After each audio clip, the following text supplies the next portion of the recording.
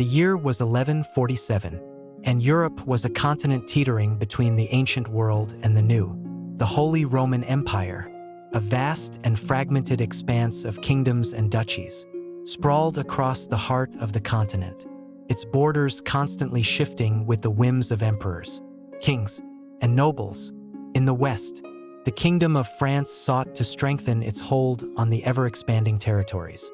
To the south, the Kingdom of Italy struggled under the weight of its own divisions, while in the east, the Byzantine Empire was slowly fading from its former glory. Yet, in the midst of this swirling chaos, there was one land that stood as a jewel of power and beauty: Burgundy. Nestled between the Alps and the plains of France, Burgundy was not only rich in resources but also in history. It was a land that had once been a kingdom in its own right, and though it had now been absorbed into the empire, the sovereignty remained a cherished prize, coveted by kings and emperors alike. Burgundy was ruled by Rudolph III, its aging monarch, who struggled to maintain control over his kingdom in the face of increasing pressure from both France and the Holy Roman Empire. It was into this world of shifting alliances and power struggles that Beatrice of Burgundy was born. Beatrice, the only daughter of King Rudolph, was no ordinary princess. From a young age, it was clear that she possessed more than just the beauty that ran in her royal blood. She was sharp-witted, observant, and ambitious. She had been raised in the shadow of her father's reign, aware of the precariousness of Burgundy's position in a world dominated by men and military might. But she also knew that, as a woman, she would never wield the sword or command the armies. Her power, such as it was, would lie in alliances, in the careful art of diplomacy, the weaving of marriage pacts, and the quiet maneuvering behind closed doors. Her life was mapped out long before she could understand the true weight of her destiny. As a child, she was told stories of empires and kingdoms, of kings and queens who had shaped the world with their decisions. Her mother, Matilda of Swabia, often spoke of their shared ancestry with the great houses of Europe, reminding Beatrice that her bloodline was as old and noble as the lands they ruled. Yet Beatrice knew that none of these tales would matter unless she could secure her place in the future of her people. But it was not the future that concerned her at first. It was the present, and the presence of a prophecy, one that her tutor, a traveling scholar from the East, had whispered to her during a quiet night in the castle courtyard. It was an old story, an ancient tale that spoke of a woman who would one day sit beside an emperor, not as a mere consort, but as the queen of an empire, shaping its destiny with wisdom and grace. Beatrice had heard many such tales, but this one lingered in her mind, spoke of her, or at least, she believed it did. As the years passed, and Beatrice blossomed into a young woman, her beauty became legendary throughout the courts of Europe. But it was her intelligence, her understanding of the complexities of diplomacy, that caught the attention of more than one suitor. Kings, princes, and knights all sought her hand, but she knew that her marriage would not be a simple affair of the heart. This union would be a matter of statecraft, an alliance that could change the fate of Burgundy, and perhaps even of Europe itself. In 1156, the day came when she was summoned to the court of the Holy Roman Emperor Frederick I, known to history as Barbarossa, a man whose name would one day echo through the annals of time. He was a giant of a ruler, a man whose ambition had already set him on a path to reshape the Holy Roman Empire. Frederick's eyes, sharp and calculating, would soon turn toward Burgundy, as he sought to secure his empire's borders and strengthen his hold on power. And so it was that the daughter of Burgundy would meet the emperor. A marriage would be arranged, one that would unite two of the most powerful dynasties in Europe. The match was political, an attempt to secure an alliance that would bind Burgundy firmly to the Holy Roman Empire. But Beatrice, for all her nobility, could not shake the feeling that this was not just a political maneuver. There was something more to it, something woven into the very fabric of fate. As the date for their marriage drew nearer, Beatrice found herself standing on the threshold of a future she could neither predict nor control. The quiet court of Burgundy would be replaced by the grandeur of the imperial palace in Germany, where she would assume the role of Empress. Her life would be forever intertwined with that of Frederick Barbarossa, a man who had already carved out an empire, but who, Beatrice sensed, would need more than just his sword to hold it together. The prophecy her tutor had once whispered to her, and the strange feeling that had always followed her throughout her life, began to take shape. Beatrice's journey was just beginning, and she knew, deep down, that it would not only be her husband's empire that she would help shape, but the destiny of Europe itself. The sun set behind the jagged peaks of the Alps, casting a warm, golden light over the lush green valleys of Burgundy. From her chambers at the heart of the royal castle in Dole, Beatrice of Burgundy gazed out over the rolling hills and dense forests that stretched as far as the eye could see. It was a land both rich and turbulent, a land of noble bloodlines and ancient feuds, of proud warriors and ambitious rulers. To Beatrice, it was home, and yet, even as she stood there, watching the shadows lengthen on the horizon, she knew it could never be enough. Burgundy had once been a kingdom in its own right, a powerful and independent land ruled by kings who shaped the course of history. But those days were long gone. With the death of her grandfather, Rudolph II, and the subsequent weakening of the Burgundian monarchy, Burgundy had found itself drawn into the orbit of the Holy Roman Empire, whose emperor's hand now held sway over much of Europe. The once proud kingdom was now a prized possession in the grand chess game of European politics, its fate tied to the shifting ambitions of emperors and kings. Beatrice was the only child of King Rudolph III, the current ruler of Burgundy, and while she was raised in the splendor of the royal court, she knew that the crown she would inherit was fragile. It was not a matter of strength or wisdom. The strength of the Burgundy crown was undermined by political weakness and external pressure. Rather, it was the constant shifting of alliances and the unrelenting ambition of men who sought to control it. Her father, though a man of intelligence and charm, could not shake the nagging reality that Burgundy was no longer an independent kingdom. It was a prize to be claimed.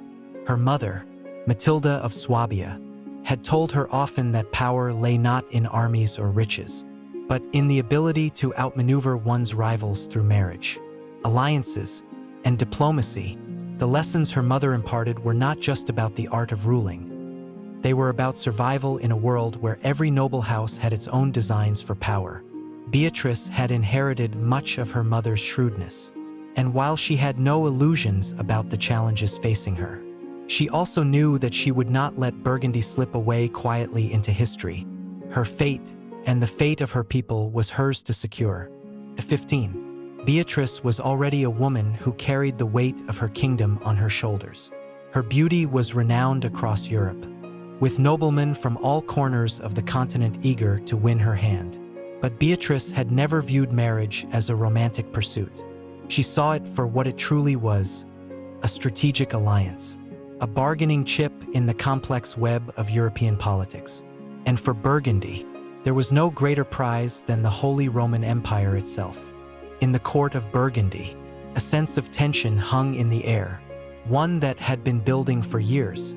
Beatrice's father had grown older and more contemplative, and while he held the title of king, his power had waned. Burgundy was under siege from all sides.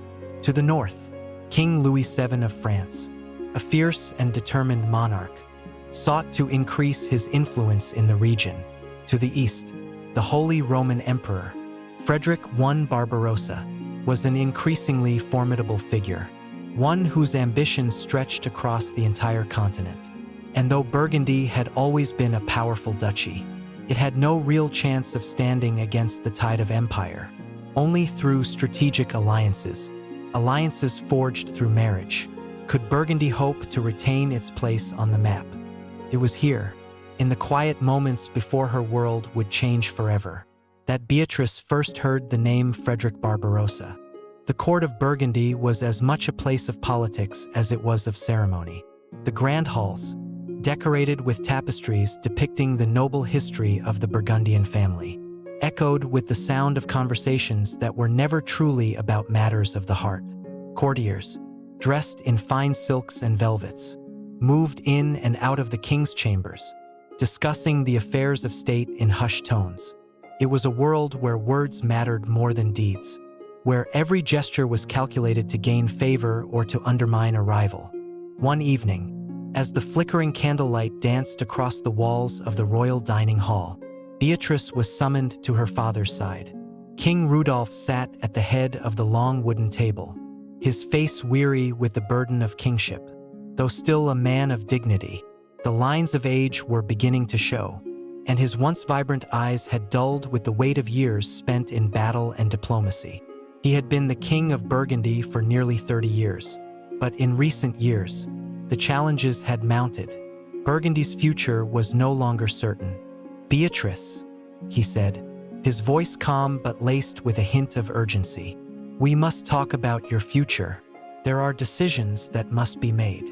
Beatrice, ever the dutiful daughter, stood by his side, her dark eyes studying him carefully. "What is it, father?" King Rudolph looked around the room, where the courtiers and advisors had gathered in anticipation. The decision he was about to make would alter the course of Burgundy's future. He had not yet decided who would be the next ruler of the kingdom, and the choice was not an easy one. He knew that Beatrice, despite her beauty and intelligence, would never inherit the throne in her own right. She was a woman, and women did not rule kingdoms in these days. "Your marriage," he continued, his voice now lower, as if speaking a secret, "must be the key to securing Burgundy's future. I have received word from Emperor Frederick. He seeks your hand in marriage." The words hung in the air, heavy with significance. Beatrice's heart skipped a beat. The Holy Roman Emperor, the very man who had spent the past decade consolidating power across Europe. The man whose name was whispered in fear and awe in every court of Christendom, wanted her for his wife. It was not a proposal born of love. Beatrice knew. It was a political maneuver. Frederick sought to solidify his hold over Burgundy, to secure his eastern borders and strengthen his ties with the powerful lands of the West. Burgundy's fertile lands and strategic position were an invaluable asset to the emperor, and through Beatrice, he would gain them. But Beatrice also knew something else, something that had always gnawed at her. Her marriage to Frederick Barbarossa would not just be a political alliance. It would change everything. The future of Burgundy, and perhaps all of Europe, might rest in her hands. "Father," Beatrice said softly, her voice steady, "I understand, but what will this mean for Burgundy? What will this mean for me?" King Rudolph smiled faintly, his old eyes glinting with a quiet wisdom. "It will mean power, my daughter, power that you cannot yet comprehend. With Frederick Barbarossa, Burgundy will rise to heights it has never seen." But even as she nodded in agreement, Beatrice couldn't shake the feeling that this marriage, this union of two powerful families, would not be as simple as her father believed. The fates of kings and empresses were often entwined in ways that no one could predict. And Beatrice, despite the political calculations of the moment, sensed that her life, her legacy, would be far more complicated and far more dangerous than even her father understood. The journey from Burgundy to the heart of the Holy Roman Empire was long and treacherous, the roads winding through dense forests and over mountain passes, across rivers swollen with the spring rains. Beatrice sat in the royal carriage, her heart heavy with anticipation and uncertainty. She was 15 years old, barely out of childhood, yet the weight of the world seemed to rest on her shoulders. The image of the emperor, the man she had only heard of in whispered conversations and political discourse, loomed in her thoughts like a distant thunderstorm. She had never met Frederick I Barbarossa. The emperor was a figure of legend, his name synonymous with power and ambition. He had been crowned Holy Roman Emperor in 1155, and since then, he had spent his days building an empire through a series of military campaigns and political marriages. It was a man of such ambition, Beatrice knew, who had sent for her. and it was to him she would be bound by the most solemn of vows, a union forged in politics rather than love. Yet, as she gazed out the window of the carriage, she could not help but wonder what lay ahead. Would this be a partnership of equals, or would she merely be another pawn in the game of empire? As the carriage rolled through the streets of Ratisbon, a bustling imperial city on the banks of the Danube, Beatrice was struck by the grandeur of the imperial court. Her arrival was marked by a parade of banners and trumpets, heralding the arrival of the future empress. Her eyes flickered with awe as she caught sight of the towering castles and the proud, disciplined soldiers lining the streets, their polished armor gleaming in the early summer sun. But even amidst the spectacle, her heart beat with unease. She had been prepared for her role as a political bride, but the reality of it, the full weight of the crown she was about to don, was beginning to press upon her. She was no longer a princess of Burgundy. She was now the consort of an emperor. Frederick had sent word that Beatrice would be received in a private audience as soon as she arrived. The meeting was to be a formal one, a moment for her to formally pledge her loyalty to him, and for him to assure her of his intentions. But as Beatrice stepped into the grand hall of the imperial palace, she was struck not by the formalities of the occasion, but by the imposing figure of the man who stood before her. Emperor Frederick was a giant of a man, both in stature and presence. He stood tall, his broad shoulders draped in the robes of imperial purple, his crown of gold resting upon his brow. His beard, thick and dark, fell to his chest like a lion's mane, and his piercing blue eyes seemed to burn with the intensity of 1,000 fires. When Beatrice entered the room, their eyes met, and for the first time, she felt the true force of his gaze. He was a man of action, of power, accustomed to getting what he wanted. His expression was unreadable, his features set in an implacable mask. But as she curtsied before him, she caught the flicker of something, perhaps curiosity, perhaps interest behind his eyes. It was fleeting, like a shadow passing over the surface of a calm lake. But it was there. "Your Majesty," she said, her voice steady despite the tumult inside her. "It is an honor to meet you." Frederick I inclined his head slightly. "The honor is mine, Your Grace. I have long awaited this moment." The formality of the words, however, did little to mask the tension that hung in the air. Beatrice could feel it, the weight of their roles pressing down upon them both. She was a princess of Burgundy, pledged to him not by love, but by duty, and he was the emperor of the Holy Roman Empire, a ruler whose ambitions stretched across the continent. For a long moment, neither of them spoke. The silence seemed to stretch on endlessly, until at last, Frederick took a step forward, his voice low and commanding. "We are bound now, Beatrice, not just by marriage, but by the future of empires." She nodded, her throat tight. "I understand, Your Majesty." Frederick studied her for a long time, his gaze sweeping over her with a kind of assessing thoroughness, as if calculating the measure of the woman who would be his empress. His silence spoke volumes. He was not a man given to idle words, and there was something unsettling in the way he scrutinized her, as if he was weighing her not just as a bride, but as a player in the larger game of politics. "Your father has promised me the full allegiance of Burgundy," Frederick continued, his voice softening just a fraction. "And in return, I will offer you my empire. The future of both lands rests in our hands." Over the next few days, Beatrice found herself engulfed in the whirlwind of imperial court life. Every day brought new ceremonies, new rules to learn, new faces to meet. The court was a place of glittering magnificence. Yet beneath the gold and velvet, Beatrice sensed an undercurrent of rivalry and intrigue.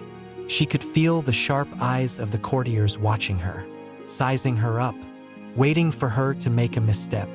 And all the while, Frederick remained ever the distant figure at the center of it all, a ruler whose word was law.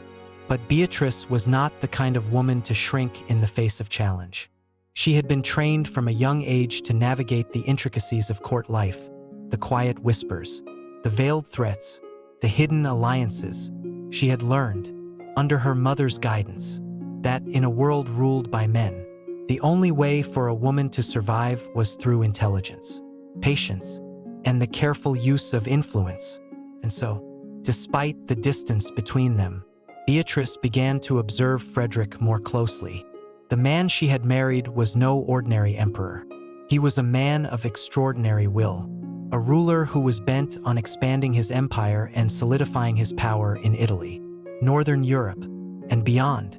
He had already begun his campaign against the Lombard League, a confederation of northern Italian cities that had risen up against imperial rule. It was a war that would soon come to define his reign, and it was one that would shape the empire's future. Beatrice, however, could not help but wonder about the cost of such ambition. While she admired Frederick's strength and resolve, she was also acutely aware of the toll it would take on their lives and on their marriage. Would she always be relegated to the role of a political pawn? Or could she find a way to play an active role in the shaping of the empire's future? The days turned into weeks, and as Beatrice settled into her new life at court, her relationship with Frederick grew more complex. They spoke rarely in private, but when they did, it was often about matters of state. They would debate strategies, discuss the intricacies of empire building, and on occasion, Frederick would seek her counsel. She quickly learned that her position was one of both privilege and constraint. She was an empress in title, but her power was still circumscribed by the strict expectations of imperial court life. Still, there were moments, brief, fleeting moments, when Beatrice felt a glimmer of something more. In those moments, she could almost believe that they were more than just two political figures bound together by duty. There were times when Frederick would look at her with something akin to respect, as if he was beginning to see her not just as a wife, but as a partner in the great enterprise of empire. And yet, those moments were rare. The truth was, Beatrice had married an emperor, and an emperor had no time for anything but his empire. The summer passed slowly in the imperial court, with the days marked by the relentless pace of diplomacy and the looming shadow of war. The cities of northern Italy had rebelled against Frederick's rule, and his campaign against the Lombard League dominated every conversation at court. As Frederick, clad in his iron armor, led his armies toward Italy, Beatrice remained at his side in Ratisbon, the imperial capital. Her days were filled with the pomp and circumstance of imperial life, but they also carried a weight that grew heavier with each passing moment. She was no longer just a princess of Burgundy. She was the Empress of the Holy Roman Empire, and with that title came both immense responsibility and isolation. In the mornings, she attended to court matters, listening to reports from the empire's generals and diplomats. In the afternoons, she met with various members of the court advisors, ministers, and nobles, all of whom sought her favor. Though she was married to Frederick, her power was limited, and she had to use every ounce of charm and wit to navigate the labyrinth of imperial politics. Her mother's lessons on diplomacy had prepared her for such challenges, but the weight of them was still daunting. Her life was spent in the shadow of Frederick's ambitions, and it was a shadow that grew longer as the months passed. The emperor was consumed by his campaign in Italy, where he sought to break the resistance of the Lombard cities and bring them under imperial control. His presence at court had become intermittent, and when he was present, he seemed distant, his thoughts always on the armies marching across the Alps. Beatrice, however, had not been left idle. In the absence of her husband, she began to take a more active role in the affairs of the court. She met with her advisors, who were eager to see her exert influence in a court that was still predominantly male. Her ability to listen, to understand the complexities of the political landscape, set her apart from the many other women who had come and gone through the empire. She began to see herself not as a passive figure, but as a key player in the intricate dance of power that surrounded her. And yet, despite her growing influence, Beatrice remained frustrated. Her marriage to Frederick was a political one, and she could not forget the reasons behind it. The emperor, for all his strength and ambition, had little time for her personal well-being. She was, after all, a symbol of the union between Burgundy and the Holy Roman Empire. The emperor's rare moments of tenderness were fleeting. He had come to rely on her counsel in matters of state, but in private, their relationship remained distant. Their conversations were often about the empire, about the battles he was waging in Italy, the negotiations with the Italian cities, and the grand strategy for the future of the empire. She admired his intellect, his vision for the empire, but there was little room in their discussions for her own thoughts, her own desires. Still, Beatrice was no stranger to loneliness. She had grown up in the quiet courts of Burgundy, where her father ruled with wisdom, yet without the grandeur that Frederick commanded. She had known the value of silence, of watching from the shadows, of letting the world spin on without getting caught in its furious pace. But now, in the heart of the Holy Roman Empire, she could not ignore the demands of her position. She was a woman who had been born into privilege, but who had come to understand that her role would never be one of mere luxury. It was during one of these long, quiet afternoons that Beatrice first sensed a shift, a subtle change in the air of the court. It was nothing dramatic at first, just a whisper here and a glance there, but she felt it. The courtiers were beginning to take notice of her. No longer was she seen merely as a beautiful foreign princess married to an emperor. Her counsel was sought, her advice considered. It was a quiet transformation, but a real one. She had been in Ratisbon for nearly a year now, and though the initial strangeness of the imperial court had worn off, she still felt like an outsider. Yet, slowly, she began to use her position not just for the good of Burgundy, but for the empire itself. Her voice, once barely heard amidst the clamoring of men, began to echo in the chambers of power. She began to see the cracks in Frederick's strategy, the strained relations with his Italian vassals, the growing resentment of his soldiers, the deepening isolation of the emperor as he pursued his wars. One evening, during a tense council meeting, Beatrice spoke up. It was a rare moment. Frederick had just returned from one of his military campaigns, and the atmosphere in the room was thick with tension. The Lombard cities had not yielded, and there were murmurs that the emperor's forces were becoming overstretched. The councillors, eager to please Frederick, were suggesting aggressive new measures, but Beatrice, whose mind had always been trained to see beyond the obvious, spoke calmly and clearly. "Perhaps a different approach is needed," she said, her voice cutting through the murmur of debate. "The Lombard cities are not merely rebellious. They are resisting because they feel oppressed. Perhaps we should consider granting them more autonomy, offering them a place in the empire rather than trying to crush them beneath imperial rule." The room fell silent. The courtiers and generals exchanged glances, uncertain how to respond. Frederick, who had been lost in his own thoughts, looked up at her with a mixture of surprise and something else. Admiration. Perhaps, for the first time, his eyes narrowed as he considered her words. "The Empress has a point," he said after a moment, his voice thoughtful.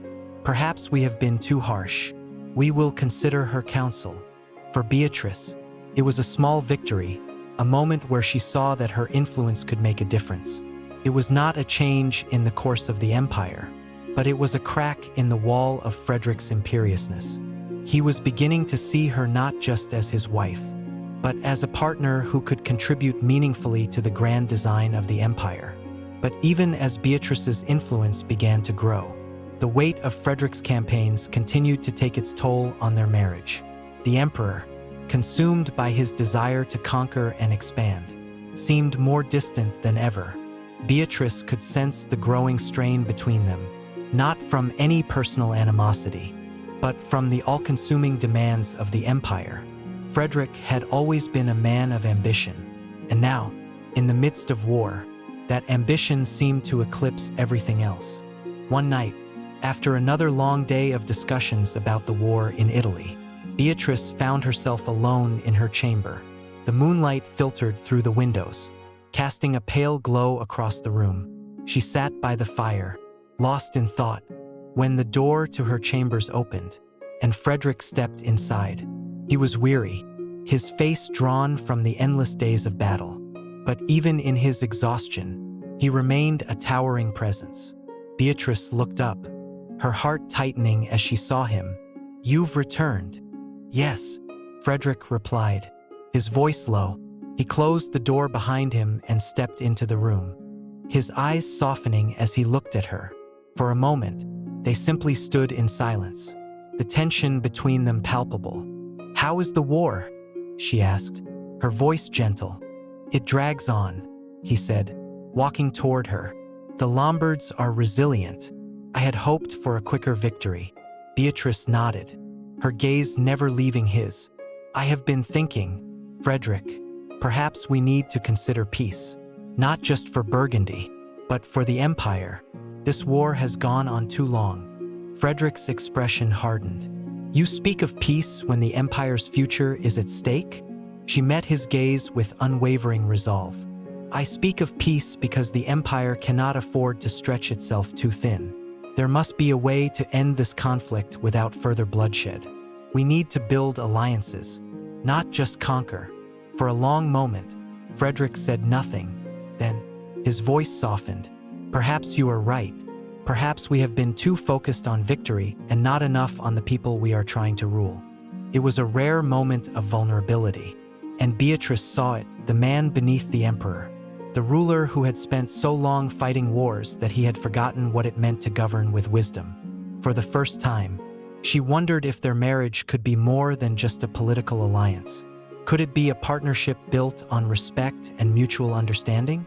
Or was she destined to remain a queen at the side of an emperor who would never truly see her as an equal? The questions lingered, unanswered, in the quiet of the room, but Beatrice knew one thing for certain: the Empire would never be the same again. The days in Ratisbon grew colder as the leaves turned amber and gold, signaling the onset of autumn. But inside the imperial court, the atmosphere was anything but tranquil. Despite Beatrice's quiet rise to influence, the rift between the emperor and his allies was widening. Frederick's relentless war against the Lombard League had left the empire fractured, its provinces at odds, and its vassals restless. In Italy, the resistance had only grown fiercer, and Frederick's iron fist was starting to feel more like an oppressive weight than the steady hand of leadership. Beatrice watched it all unfold with growing concern. She had always understood the importance of compromise, of finding ways to unite disparate factions. But it seemed Frederick was losing sight of the bigger picture. His military victories were not enough to calm the storm brewing beneath the surface. The nobility of Germany grumbled at the resources he poured into the campaign, and the Lombard cities remained defiant. As the winter winds began to howl, Beatrice could no longer ignore the deepening fractures in the empire. Frederick's absence at court was becoming a familiar pattern. His mind, once sharp and calculating, seemed increasingly consumed by his obsession with Italy. He had come to view the Lombards not merely as rebels, but as a personal affront to his imperial dignity. His initial plan to swiftly crush the League had faltered, and with each failure, his temper grew shorter, his decisions more erratic. Beatrice, by contrast, had been growing more attuned to the pulse of the empire. While Frederick waged war abroad, she listened closely to the whispers of the nobility. The discontent was palpable. Lords from the Germanic territories were growing resentful of the emperor's focus on Italian affairs, while the Italian vassals were beginning to wonder if they could ever truly find peace under his rule. One evening, as Beatrice sat in her private chambers, an unexpected visitor arrived. A man, cloaked in the dark furs of a northern noble, was announced at the door. It was Adalbert of Ballenstedt, a powerful duke with long-standing ties to Frederick, yet also a man who had grown increasingly critical of the emperor's policies. Adalbert was a man of imposing stature, with sharp features and eyes that held the sharpness of someone who had seen both the grandeur and the folly of empire. He was a warrior by nature, yet his intellect was as keen as his swordsmanship. "Your Majesty," he greeted Beatrice with a formal bow. "I come with a matter of grave importance." Beatrice gestured for him to sit. She had not expected a visit from someone of Adalbert's stature, and the unease that rippled through her only deepened. "Speak freely, Duke Adalbert," she said, offering him a seat near the fire. The warmth of the hearth did little to soothe the tension that had settled in the room. "It concerns Frederick's campaign," he began, his voice heavy with both respect and concern. "I fear his fixation on Italy will lead to the ruin of the empire. Our lands here in the north are slipping out of our grasp. The duchies are restless, the towns growing insubordinate, and the barons are beginning to look elsewhere for leadership." Beatrice's heart tightened at the words. She had been listening to the growing discontent, but to hear it spoken aloud by a man of Adalbert's standing made the reality all the more alarming. She knew the empire's unity was fragile, but this was the first time someone had spoken openly about the danger of rebellion. "You are not the only one who believes this," Beatrice replied, her voice calm but resolute. "But Frederick remains unmoved. He believes that his war in Italy is vital, that his glory and the empire's stability depend on it." Adalbert leaned forward, his brow furrowed. "And what of the stability here, in Germany? What of the lords who are beginning to question his leadership? There are whispers of a faction forming, one that could challenge him, that could fracture the empire irreparably." Beatrice's mind raced. She had known this could happen. She had seen it in the eyes of the nobles who had spoken to her privately, heard it in the hushed conversations of the courtiers. But Adalbert's words confirmed her fears. The emperor's ambition had put the very foundation of the empire at risk. Frederick's actions had created an environment ripe for division, and yet she could not bring herself to abandon him. "You speak of rebellion, Duke Adalbert," she said slowly, her gaze unwavering. "But rebellion is not the way forward. We cannot fracture the empire further. The people look to Frederick for leadership, and I will not be the one to see it fall apart." Adalbert's expression softened, as though he had been prepared for this. "I do not wish for rebellion, Your Majesty," he said quietly. "I only wish for a solution. There is still time, if the right course is taken." Beatrice was silent for a moment, contemplating his words. She knew the danger of rebellion, but she also knew the cost of turning a blind eye to the reality of Frederick's campaign. The tension between loyalty and pragmatism was tearing at her. "I will speak with him," Beatrice said finally, her voice firm. "I will try to make him see reason." Adalbert nodded, rising to leave. "I trust you, Your Majesty, but remember, time is not on our side." As the door closed behind him, Beatrice stood by the fire, her mind racing. Adalbert's words had struck a deep chord within her. Frederick was a man of ambition, but could he see beyond his own vision of empire? Could he understand that a united empire was worth more than the glory of conquest? The next few days were a blur of activity. Beatrice had spent hours reading reports, meeting with her advisors, and considering the precarious position in which she found herself.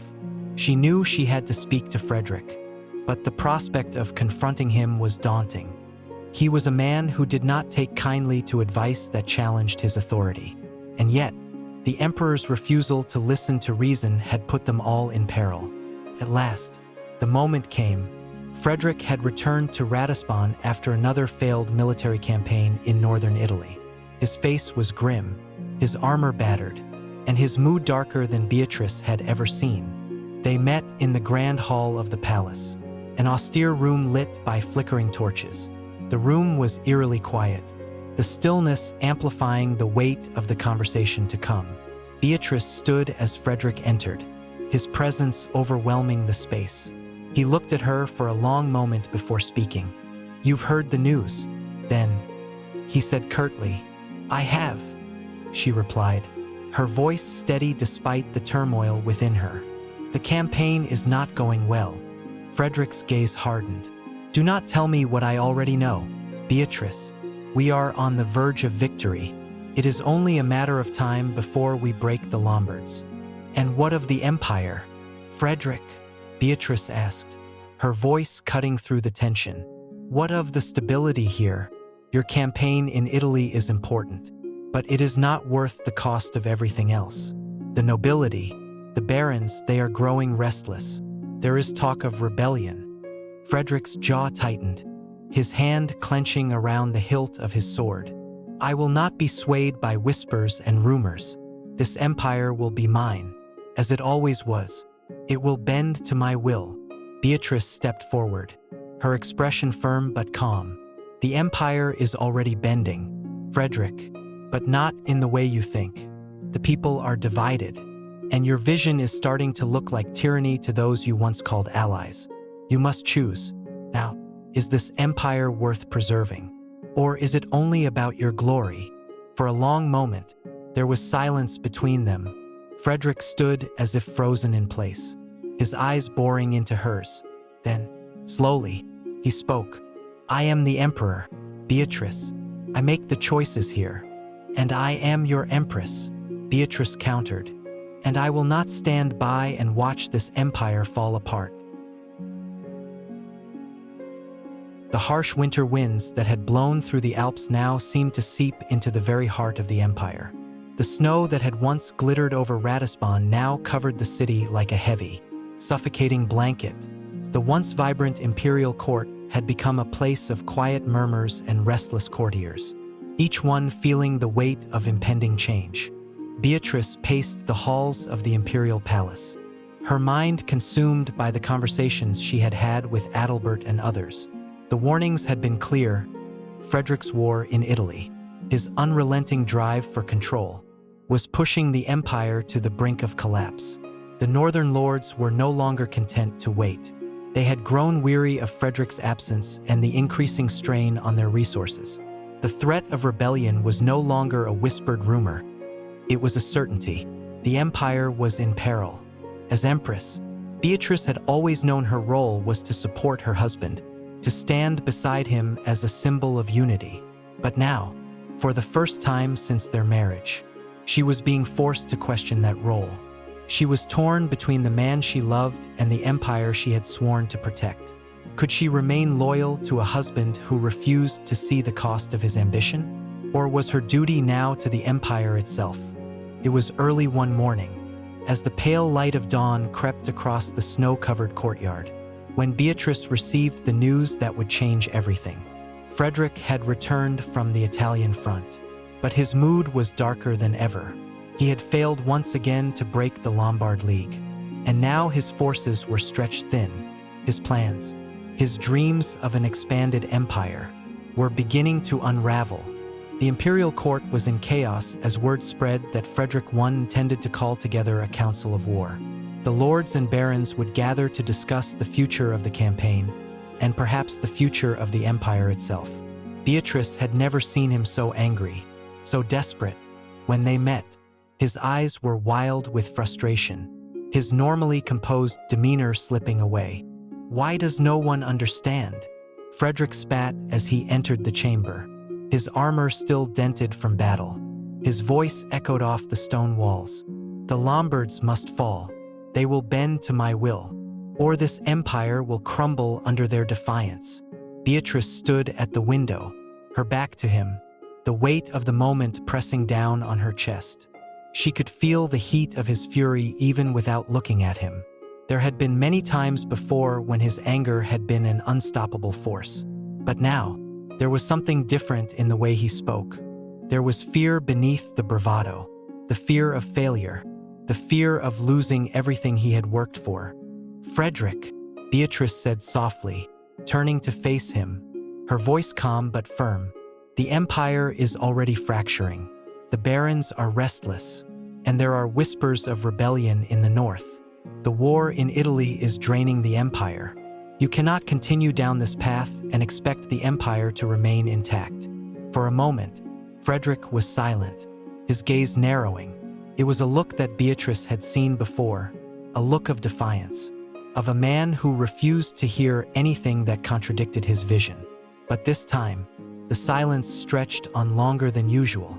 Finally, he spoke, his voice low and cold. "You doubt me, Beatrice?" he asked, his tone laced with anger. "You doubt my vision for this empire?" Beatrice's heart tightened. She had never doubted Frederick's vision, only his methods, and yet she could not betray her own principles, nor the future of the empire she had sworn to protect. "I do not doubt your vision," she replied softly, "but I do question the cost of that vision. The empire is not just about conquest and power. It is about unity, and right now, we are losing that unity." Frederick's eyes flashed with a dangerous intensity. "You would have me abandon my campaign? To what end? Beatrice, what would you have me do? Surrender to these rebels, these traitors?" The question hung in the air, sharp as a sword. Beatrice knew that this was no longer just about diplomacy or the future of the empire. This was about the very core of her relationship with Frederick. Her loyalty was now being tested in a way it had never been before. "I would have you consider another way," Beatrice said, her voice unwavering. "Perhaps it is time to seek peace, not war. The empire needs healing. Frederick, we cannot keep tearing it apart in the name of glory." Frederick's expression hardened, his jaw clenched. The silence between them was thick with tension, as though an invisible wall had risen between them. For a long moment, he said nothing. Then, in a voice tinged with bitterness, he spoke again.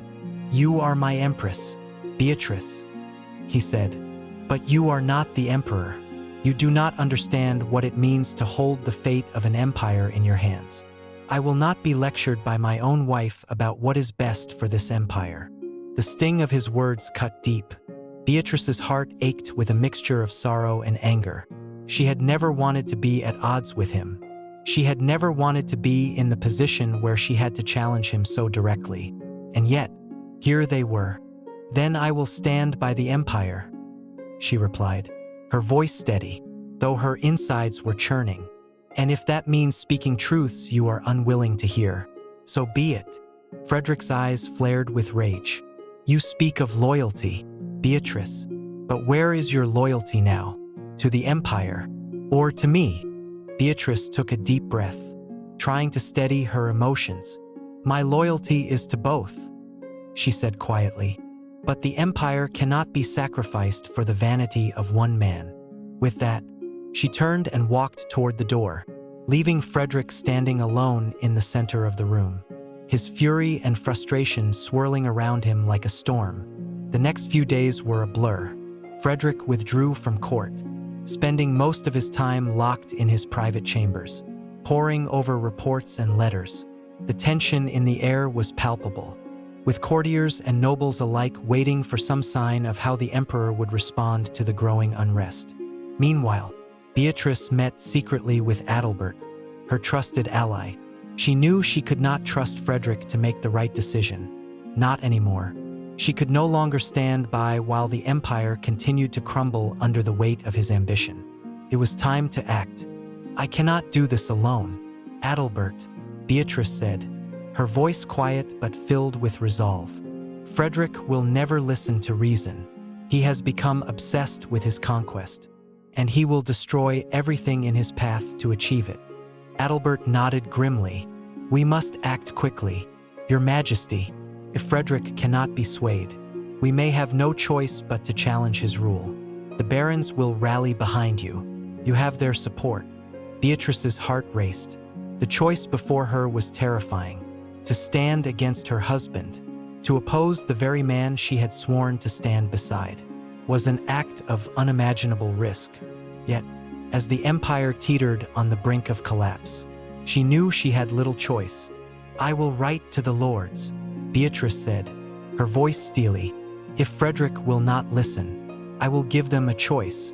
We must find a way to restore balance to this empire." But deep down, Beatrice knew the consequences of her actions. To defy Frederick would be to shatter the fragile bond between them. She would risk not only her marriage but her place within the empire. She had walked a fine line for years, but now she was about to step into the unknown. As she prepared to send the letters to the lords, she could not help but wonder whether, in the end, the empire would be saved or whether it would be destroyed, piece by piece, by the very ambitions of the man who had vowed to rule it all. The bitter winds of early spring swept through the empire, bringing with them an ominous sense of foreboding. Ratisbon, once a center of imperial power and opulence, had grown eerily quiet in the wake of Beatrice's fateful decision. The snow had begun to melt, but beneath the thawing earth, something darker festered, a division that threatened to tear apart both the empire and the people who had once sworn loyalty to it. Beatrice sat at her writing desk in her private chambers, the flickering candlelight casting long shadows on the walls. Her fingers hovered over the parchment, unsure whether she should send the letters to the lords. Her decision to act had set a dangerous course, one that could either save the empire or lead to its destruction. She had urged Frederick to see reason, but he had turned a deaf ear to her pleas. Now, she had taken matters into her own hands. Behind her, the heavy door creaked open, and she turned to see a familiar figure, Adalbert of Ballenstedt. The Duke had remained her closest ally in the court, a constant presence in the storm that was brewing around them. His eyes, usually so calm, were filled with a quiet intensity. "Your Majesty," he said softly, walking into the room and closing the door behind him. "The lords are ready. They await your word." Beatrice swallowed hard, a knot tightening in her stomach. She had known the day would come when she would have to make her stand. But now that the moment was here, it felt like a heavy weight pressing on her chest. "You are sure they will support me?" she asked, her voice laced with uncertainty. Adalbert's gaze was steady, his expression resolute. "The barons, the dukes, they see the empire fracturing. They are desperate for change. Frederick's war has drained the resources of the north, and the southern lords are beginning to question his authority. They have no choice but to back you now." Beatrice nodded, though the fear gnawed at her. She knew what would come next. If Frederick rejected her plea for peace and refused to back down, there would be no turning back. The empire could very well fall into civil war. As if on cue, a soft knock echoed through the chamber, and a servant entered bearing a message. The letter, sealed with Frederick's personal seal, was handed to Beatrice. Her heart sank. She knew, without even opening it, that it was a response to the missive she had sent him, the letter calling for peace, for a cessation of the war. She tore open the seal, her hands trembling. The words on the page were cold, cutting, a direct rejection of everything she had hoped for. Frederick's message was clear. He would not be swayed. The war in Italy must continue. His vision for the empire could not be compromised. "Beatrice," the letter began, "you have betrayed your own oath to the empire. You have put the stability of the realm in jeopardy with your reckless actions. I will not yield to the demands of rebellious lords. I will finish what I have started. You will either stand with me, or you will stand against me." A cold chill ran through Beatrice as she read the final words. There was no room for negotiation, no space for compromise. Frederick's will was absolute. She had known it was coming, but the harshness of his response cut deeper than she had expected. Adalbert watched her closely, his face reflecting a silent understanding of the gravity of the situation. "What will you do now?" "Your Majesty." Beatrice paused for a long moment, her mind spinning with the weight of her decision. She knew there was no turning back now. The line had been drawn. There was only one path forward, and it was fraught with peril. "I must send word to the lords," Beatrice said, her voice steady but filled with an underlying sorrow. "We can no longer wait. Frederick has made his choice." In the days that followed, Beatrice's actions set in motion a chain of events that could not be undone. The lords, barons, and dukes of the northern and southern provinces gathered, answering her call for a council. A faction had formed not out of a desire for rebellion, but out of sheer necessity. The empire was crumbling under Frederick's relentless pursuit of glory, and the nobles had begun to realize that if they did not act now, they would lose everything. Beatrice knew the consequences of her decision. If the rebellion succeeded, she would become the de facto ruler of the empire, its stability dependent on her leadership. But if the rebellion failed, she would be seen as a traitor, and the emperor's wrath would be swift and unforgiving. The council convened in a secluded castle, far from the imperial capital, where the nobles could speak freely without fear of Frederick's spies. Beatrice was met with a mixture of uncertainty and expectation. Some of the lords were hesitant, still loyal to Frederick, while others were eager for a change in leadership. The weight of the decision hung heavy in the air. "Your Majesty," one of the southern barons spoke up, "we have followed Frederick's rule for years, but the empire is on the brink of collapse. Our lands are being ravaged by the constant war. Our people are suffering, and the emperor seems deaf to their cries. We must act." Beatrice nodded solemnly, her voice low but firm. "I do not wish for bloodshed. I do not wish for rebellion, but the emperor has left us no choice. We must ensure the survival of the empire, and that requires a different path." A murmur of agreement rippled through the room, but not all were convinced. A northern duke, loyal to Frederick's cause, rose to speak. "Are you willing to risk everything, Empress, to divide the empire in the name of peace?" The duke asked, his voice tinged with disdain. "The emperor will never forgive this betrayal. You will condemn us all." Beatrice's heart ached at his words, but she knew there was no other way. "I am not betraying the empire," she replied, her voice steady. "I am protecting it from ruin. We cannot continue on this path of endless war. We must find another way, before it is too late."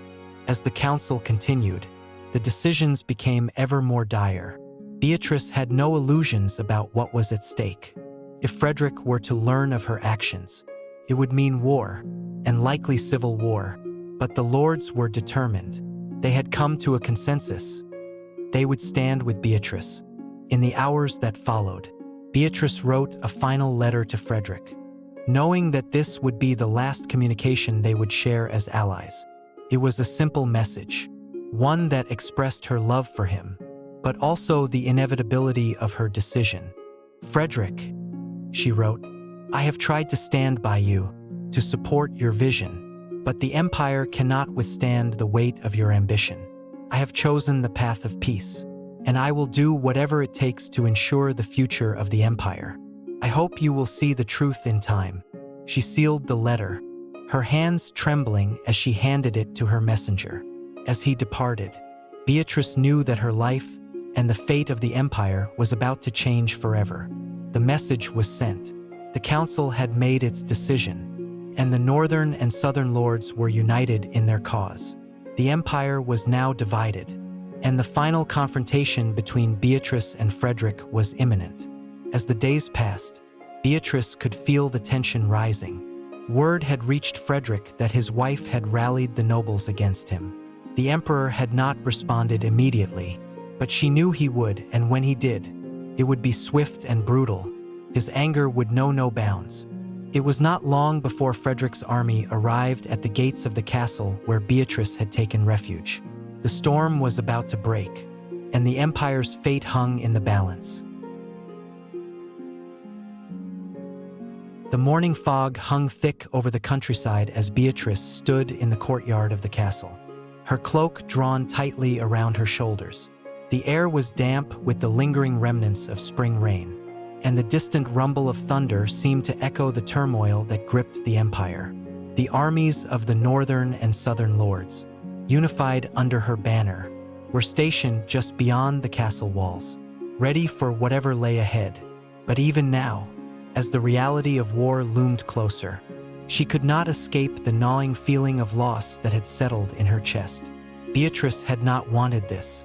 She had not wanted to turn her back on Frederick, the man she had once loved with every fiber of her being. She had not wanted to see their empire, which had once stood so proudly, torn apart by the very forces that had once held it together. But the path had been laid before her, and there was no turning back now. The letter she had sent to Frederick had not been answered. The emperor, as ever, had remained silent. His silence, more than anything, spoke volumes.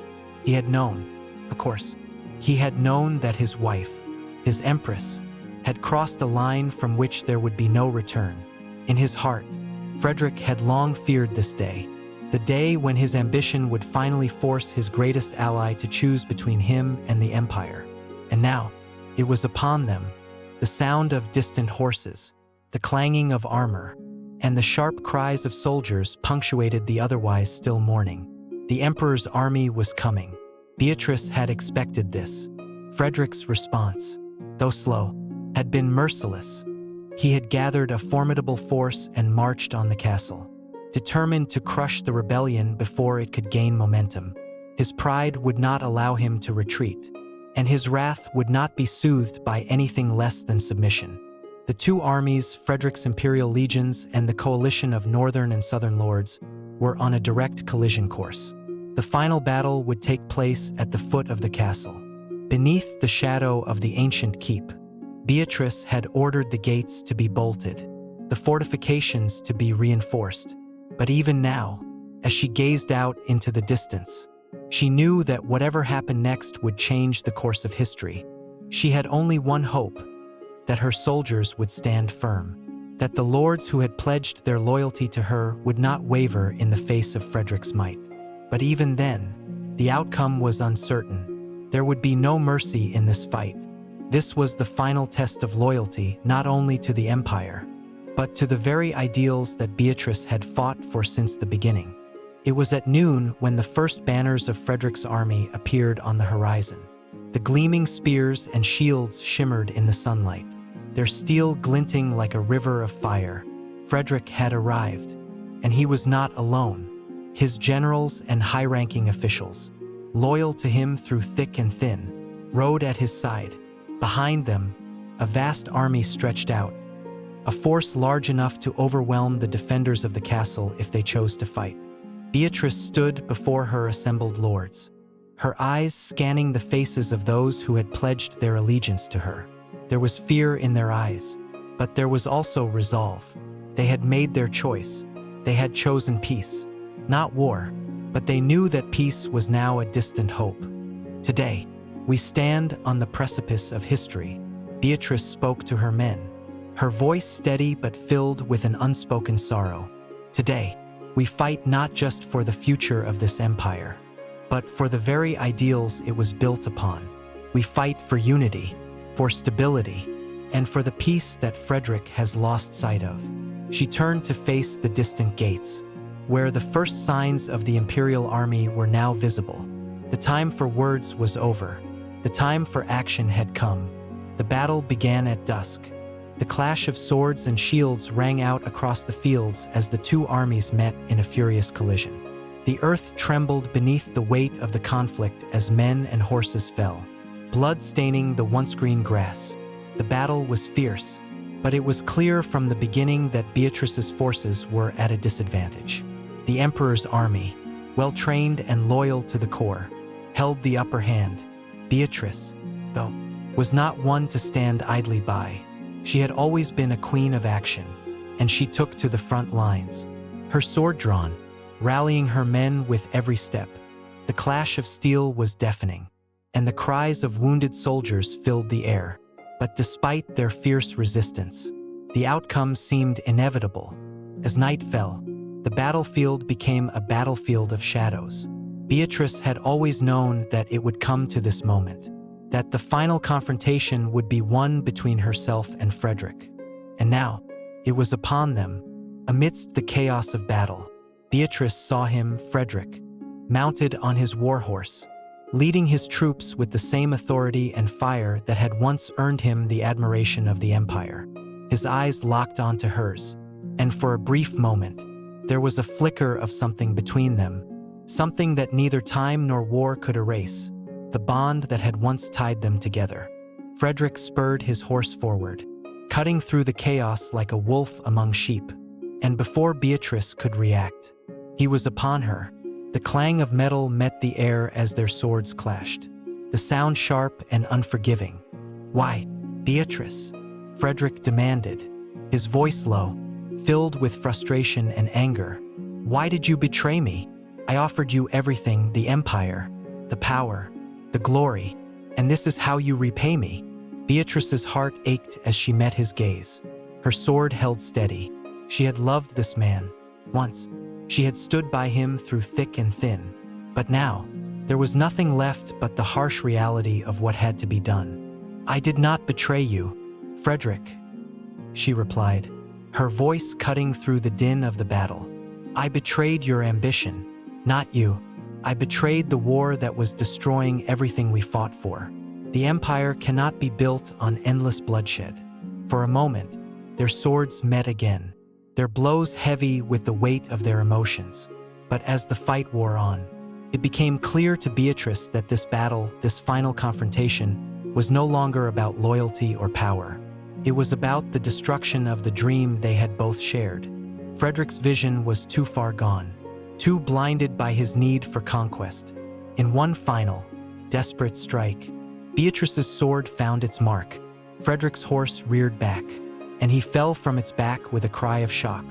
As he lay on the ground, wounded but still alive, Beatrice stood over him, her heart heavy with the knowledge of what had just transpired. The battle had ended, but the cost was great. The fields surrounding the castle were littered with the bodies of fallen soldiers, both from Beatrice's forces and Frederick's. The empire, once unified under the banner of the Holy Roman Emperor, was now a fractured shadow of its former self. Beatrice stood in the midst of the chaos, her sword stained with the blood of battle. She had won, but at what cost? Frederick, though wounded, was still alive, captured by her forces. The finality of the moment sank in, and she felt the weight of the empire's future pressing down on her shoulders. Frederick was taken prisoner, and though the fighting ceased, the division within the empire was far from over. The lords who had rallied to Beatrice's cause were now looking to her for leadership. She had led them to victory, but the peace she had hoped for seemed a distant dream. Frederick's fate was sealed. He would never rule again. But Beatrice, now Empress in her own right, faced the impossible task of rebuilding an empire torn apart by war, division, and the ambitions of one man. Her actions had saved the empire, but at the cost of her own happiness. The empire would move forward, but it would never be the same. And as Beatrice stood before the ruins of the battlefield, she knew that her journey was far from over.